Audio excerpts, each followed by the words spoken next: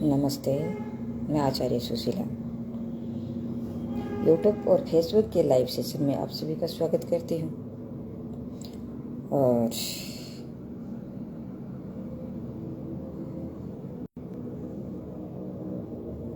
और जो मुझे अपना आशीर्वाद देते हैं उसको बहुत बहुत धन्यवाद देती हूँ कि उन्होंने इस चीज़ को समझा और आगे बढ़ने का प्रयास कर रहे हैं, खुद लाभ ले रहे हैं और दूसरों तक भी ये पहुंचाने का प्रयास कर रहे हैं।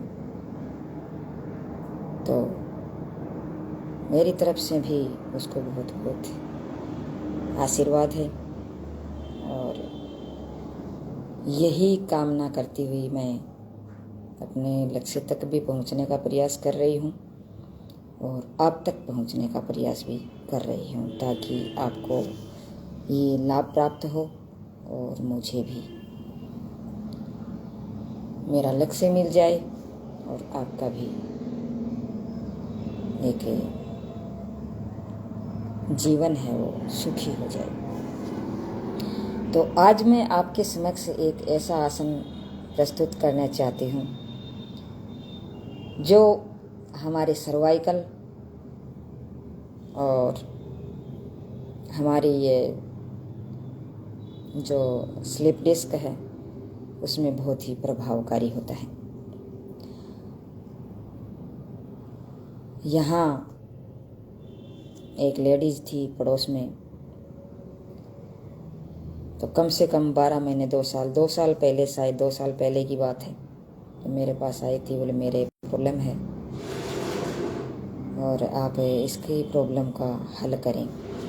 तो मैंने कहा देखो मैडम जी, बात ये है, हल एक दिन से नहीं होती, लेकिन हालांकि मैं आपको बता देती हूँ, अगर रोज़ रोज़ आप करोगे तो आपको फ़ायदा मिलेगा और नहीं करोगे तो फ़ायदा नहीं मिलेगा। तो वो सिर्फ एक ही दिन मेरे पास आई थी और यहीं जहाँ मैं रहती हूँ वहीं आई थी, वहीं उसके जस्ट पास में ही घर है उसका। तो उसे मैंने ये आसन बताया और बता करके थोड़ी देर के लिए 2 मिनट के लिए उसको होल्ड रखा। तो उसके थोड़ा फ़ायदा हुआ तो बोले हाँ कुछ अच्छा तो लग रहा है मेरे को, तो मैं करो आप रोज़ रोज़, कोई दिक्कत नहीं है, ठीक हो जाएगा। लेकिन उसके बाद में वो नहीं आए, लेकिन शायद मेरे को लग रहा है कि वो 12 महीने या 1.5 साल या 2 साल उन्होंने किसी और से किया था योग। मुझे भी किसी के माध्यम से पता चला कि ये यहाँ कोई योग करवाने के लिए आ रहा है, महीने का 5,000 रुपये ले रहे हैं। तो हो सकता है, कोई ख़ास बात नहीं है, कोई भी हो, स्वास्थ्य लाभ लेने के लिए हर आदमी के पास, एक आदमी सभी को नहीं करवा सकता, अलग अलग आदमी हैं। इसीलिए जैसे टीचर बनाए हैं तो टीचर भी अलग अलग स्कूल में एक थोड़ी जा सकता है, अलग अलग स्कूल में सभी को अलग अलग रखा जाता है। वैसे योग शिक्षक, एक योग शिक्षक है, वो सभी को ठीक नहीं कर सकता, सबके पास नहीं पहुंच पाता। इसलिए सरकार ने भी ये मुहिम चला रखी है कि मतलब अलग अलग योग शिक्षक रखा जाए, हॉस्पिटलों में रखा जाए, अस्पतालों में रखा जाए, स्कूलों में रखा जाए या पार्कों में रखा जाए, किस प्रकार से मतलब सभी को स्वस्थ किया जाए। तो एक आदमी कुछ नहीं कर सकता।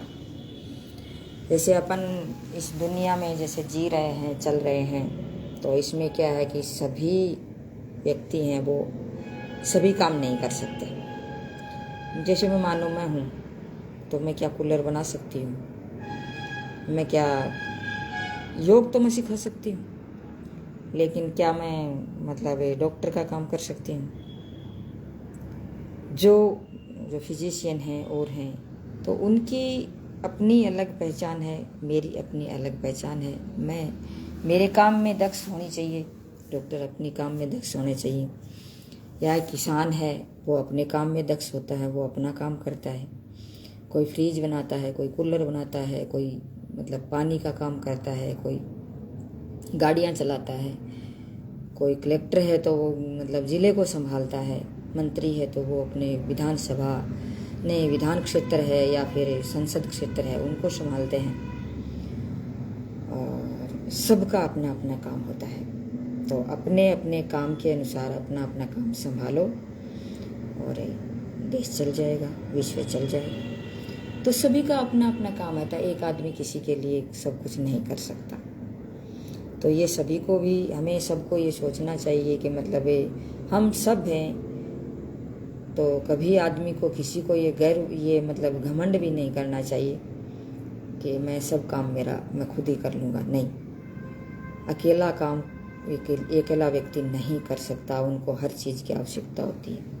अपन जैसे घर में भी रहते हैं तो सिलेंडर कोई और के किसी के हाथ में है, सिलेंडर की एजेंसी है तो वो किसी और के हाथ में है, नाज पैदा करने की किसी और के हाथ में है, कूलर बनाने की किसी और के हाथ में है, चारपाई बनाने की किसी और के हाथ में है, चश्मा बनाने की किसी और के हाथ में है, हमारा इलाज करने की किसी और के हाथ में है, बर्तन है किसी और के हाथ में है।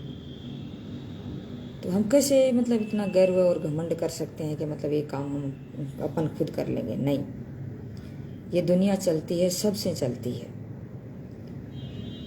लेकिन उसका एक प्रशासनिक अधिकारी भी होता है, एक मंत्री भी होता है, तो उनका सभी का अपना अपना काम बांटा हुआ है। तो वो अपना अपना काम है, वो अपनी ईमानदारी से जब करते हैं तो उसे लक्ष्य मिलता है, उसे लक्ष्य हासिल होता है, उसे कुछ प्राप्त होता है। इसलिए कि मैं सर्वे सर्वा हूँ, ये कभी भी इंसान को नहीं सोचना चाहिए।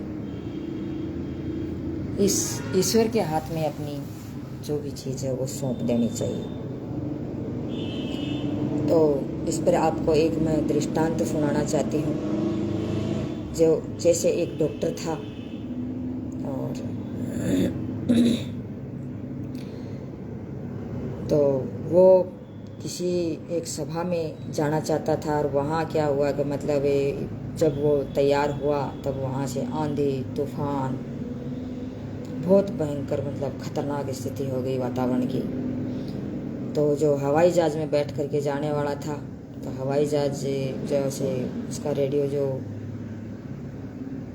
स्टेशन है वो उसका काम नहीं कर रहा था, और क्योंकि बारिश वगैरह तूफान वगैरह अंधेरा छा गया और बहुत ज़्यादा स्थिति ख़राब हो गई। तो सूचना आई कि मतलब हवाई जहाज़ है वो नहीं जा सकता।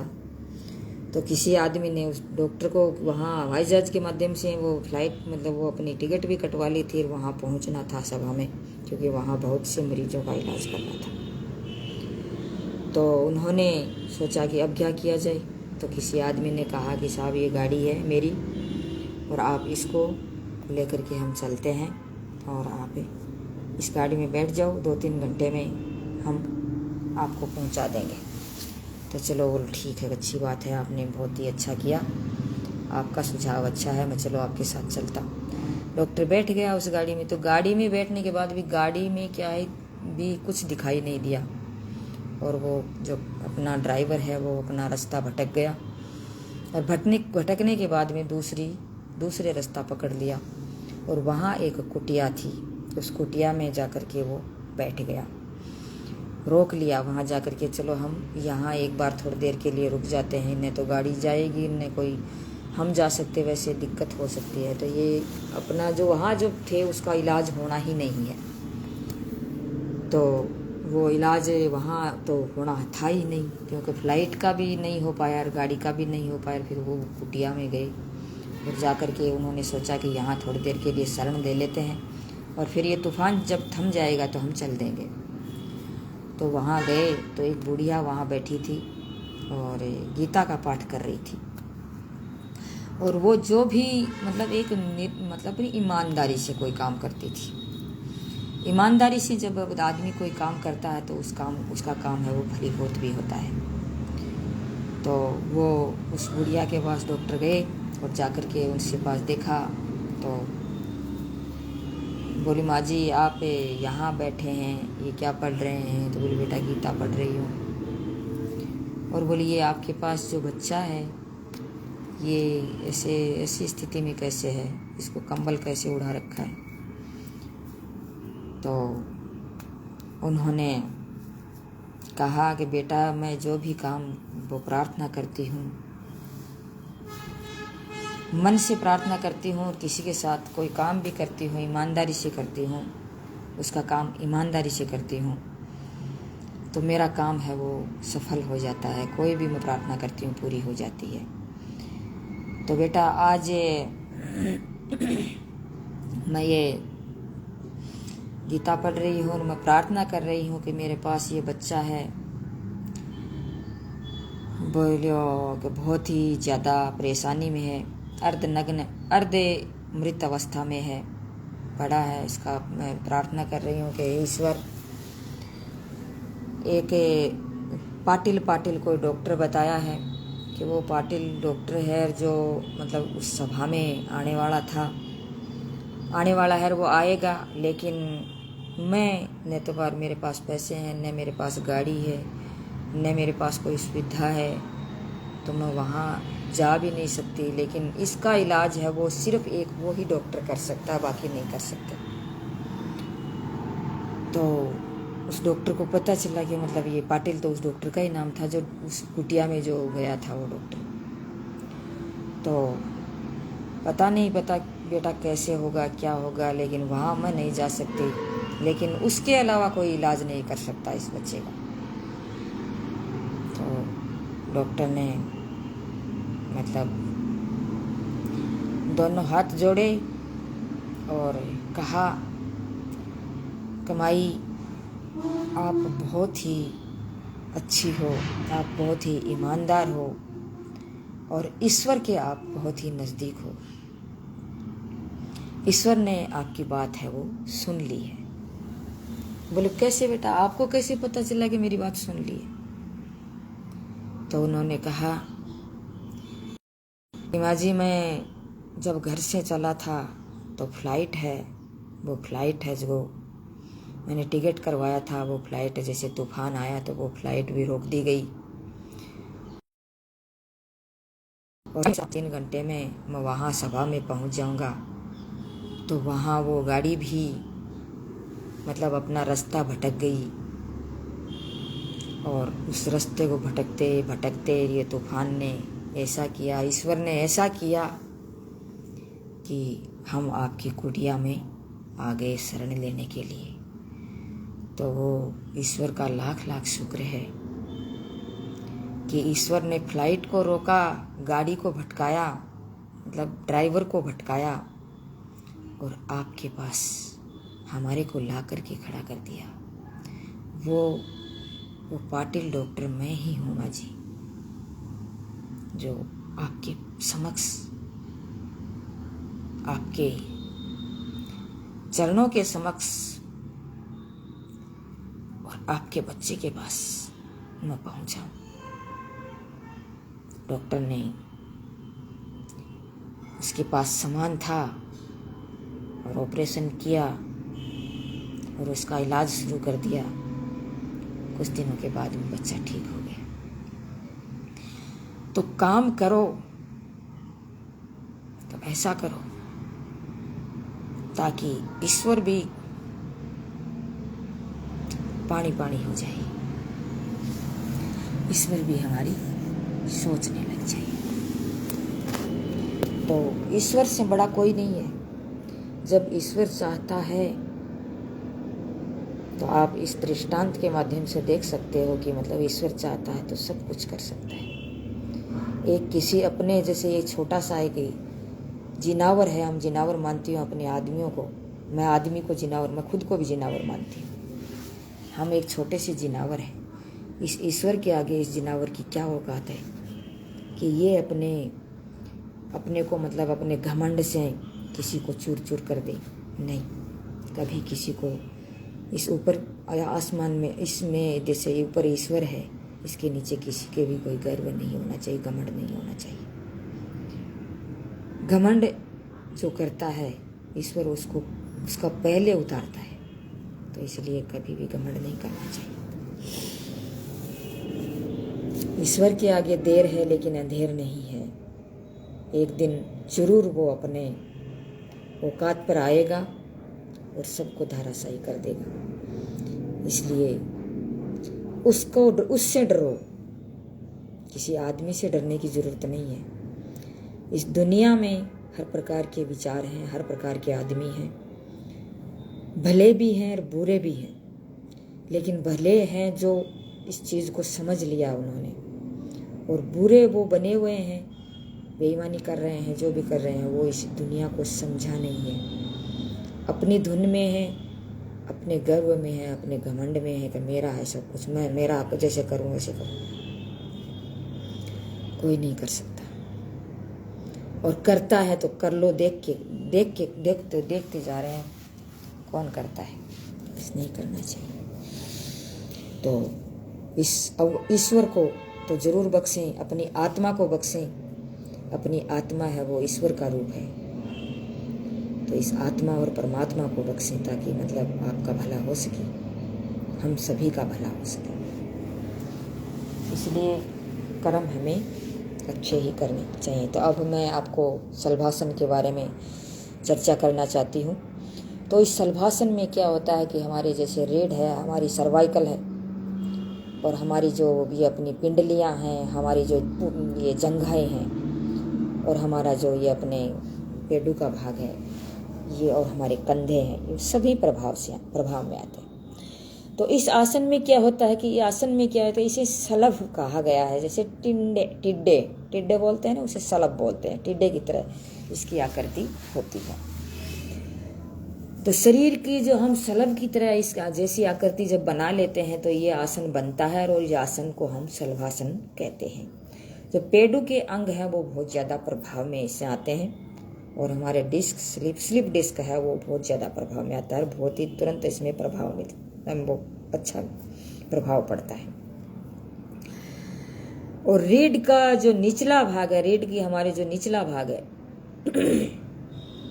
लोम्बर भाग है, उस पर बहुत अच्छा प्रभाव पड़ता है। सबसे अधिक कड़ा होता है ये, मतलब ये रीढ़ है हमारी सबसे कड़ी होती है, तो इस पर बहुत अच्छा प्रभाव पड़ता है। निचला भाग है उस पर बहुत अच्छा प्रभाव पड़ता है।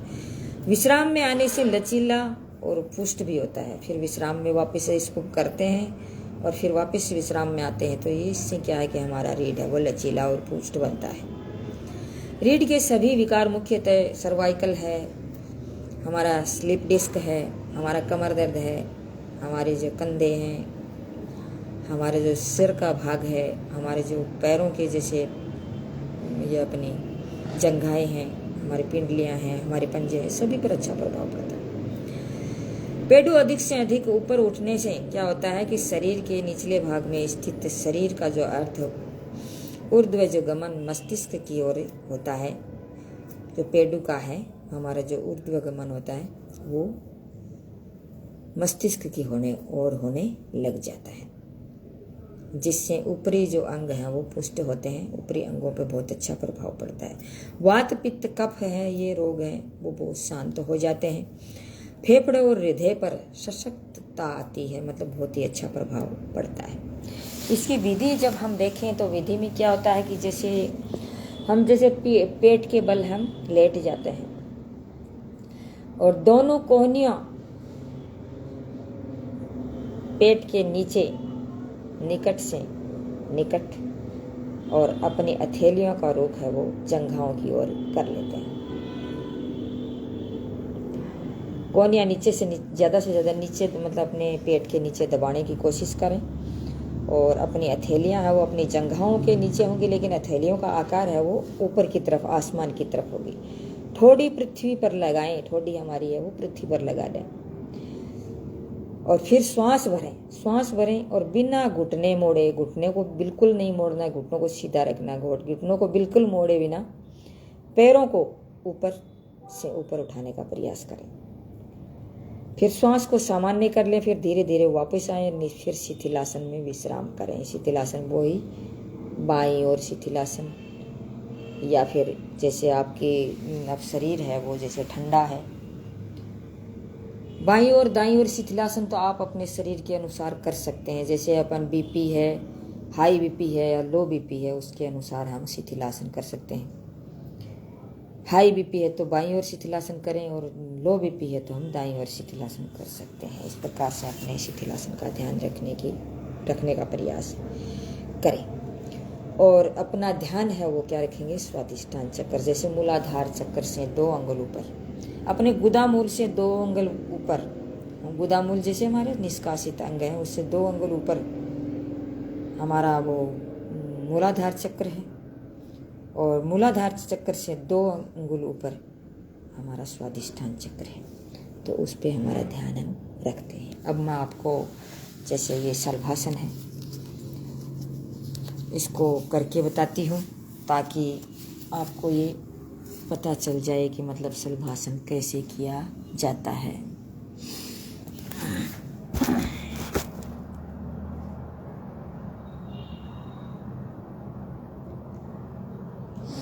अपनी चश्मा वगैरह अपना जैसे कोई भी गोल्ड मेटल की जो भी चीज़ें हैं उसको उतार दीजिए, ताकि हम जब भी आसन करें तो हमारी दिक्कत पैदा ना हो।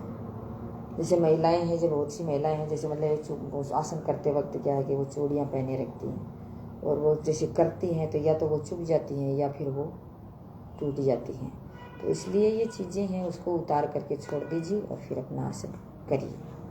बहुत प्रभाव पड़ता है इससे, क्योंकि ऐसे करने से हमें दिक्कत तो ये भी तो होती है कि हमारा ध्यान उस चूड़ियों की तरफ रहेगा, और जैसे हमने चश्मा लगा रखी है तो चश्मा पे रहेगा, या फिर और कोई जैसे यहाँ कोई मेटल पहन रखा है तो जैसे यहाँ बहुत ही ज़्यादा गोल्ड का मेटल पहन रखा है तो यहाँ चुभने का जैसे डर रहेगा। तो हमारा आसन पर ध्यान न रह करके इन चीज़ों पर ध्यान रहता है, तो इसलिए इसको ध्यान में रखें। तो ये पेट के बल इसमें लेट करके ये किया जाता है।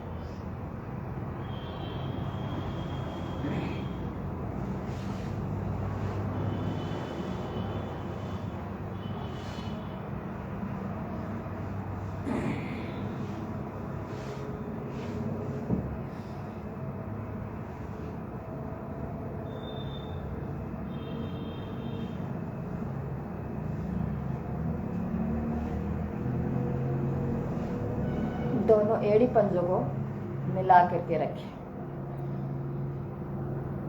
और अपनी दोनों हथेलियां यहाँ नीचे लाएं,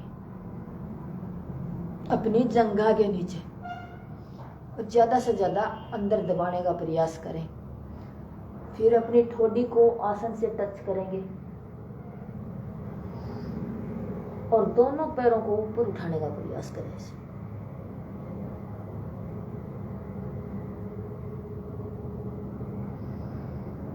जैसे पहले जिससे नहीं हो रहा है तो पहले ऐसे करके एक पैर को उठाने का प्रयास करें, ऐसे घुटना नहीं मुड़ना चाहिए।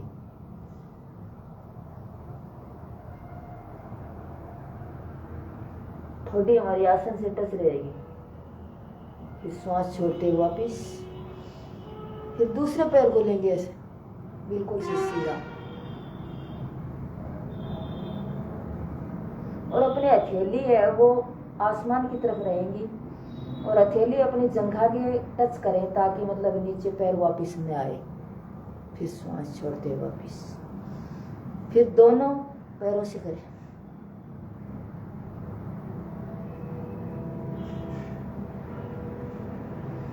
श्वास छोड़ते हुए वापिस। इस प्रकार से इस आसन को किया जाता है, तो यहाँ बहुत अच्छा प्रभाव पड़ता है। वात, पित्त, कफ, ये सभी जो हैं उस पर बहुत ही अच्छा प्रभाव पड़ता है। जैसे हम अपने दोनों पंजों को मिला करके रखना है, और घुटने मुड़ने नहीं चाहिए, घुटने हमारे बिल्कुल सीधे होने चाहिए। इस प्रकार से अगर घुटनों को हम मोड़ के रखेंगे तो हमें जो फायदा हमें मिलना चाहिए वो फायदा नहीं मिलेगा। इसलिए इसको मोड़ करके रखना है अपन को, नहीं मोड़ करके नहीं रखना है, सीधा रखना है, सॉरी।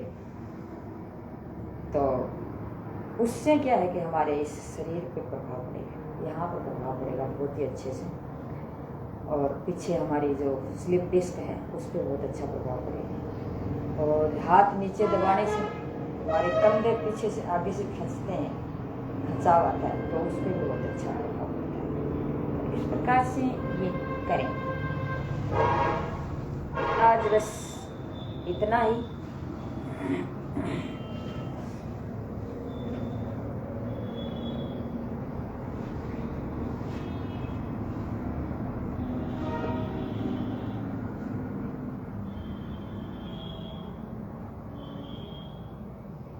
ईश्वर से प्रार्थना करते हुए शांति पाठ करेंगे। सर्वे भवन्तु सुखिनः, सर्वे सन्तु निरामयाः, सर्वे भद्राणि पश्यन्तु, मा कश्चित् दुःखभाग् भवेत्। ओम शांति शांति शांति। जय हिंद, जय हिंद।